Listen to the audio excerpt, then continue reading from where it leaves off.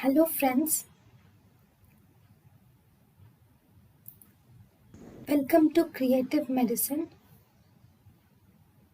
In this lecture, we will learn about. Hello friends, what is guanadil? Guanadil will inhibit peripheral postganglionic receptor.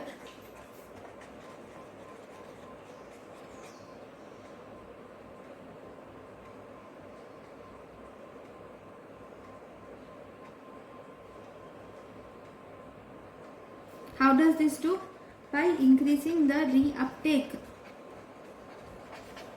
of noradrenaline transport system. By reuptake of noradrenaline transport mechanism, it will inhibit the peripheral postganglionic receptor. So it acts as a false neurotransmitter. It acts as a false neurotransmitter